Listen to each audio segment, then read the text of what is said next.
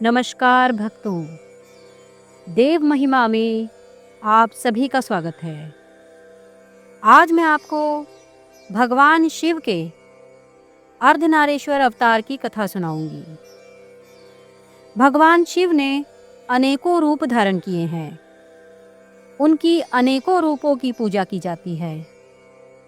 उन्हीं में से एक अवतार है अर्धनारीश्वर अवतार, जिसका अर्थ है आधा भाग स्त्री का और आधा भाग नर रूप में। भगवान शिव अपनी अर्धांगिनी शिवा के साथ अपने भक्तों को दर्शन देते हैं। भगवान शिव और शक्ति ने एक साथ मिलकर इस संसार की उत्पत्ति के लिए ब्रह्मा जी को वरदान दिया। पौराणिक ग्रंथों के अनुसार भगवान ने परमपिता ब्रह्मा जी की कठोर आराधना से प्रसन्न होकर अर्धनारीश्वर रूप धारण किया था। तो चलिए प्रारंभ करते हैं भगवान शिव के अर्धनारीश्वर रूप की कथा।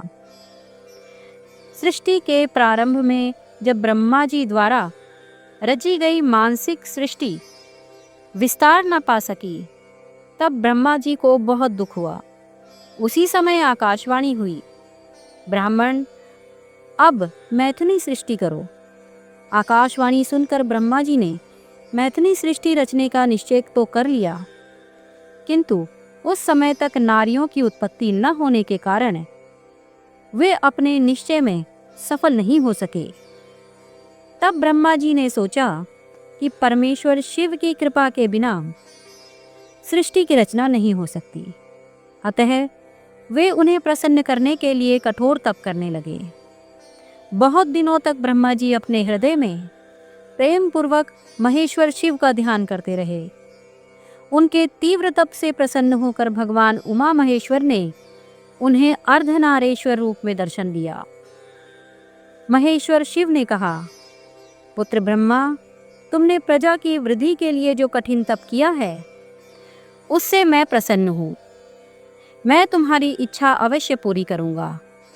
ऐसा कहकर शिव ने अपने शरीर के आधे भाग से उमा देवी को अलग कर दिया।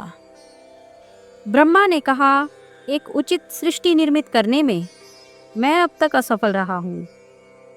मैं अब स्त्री पुरुष के समागम से प्रजा को उत्पन्न कर सृष्टि का विस्तार करना चाहता हूँ।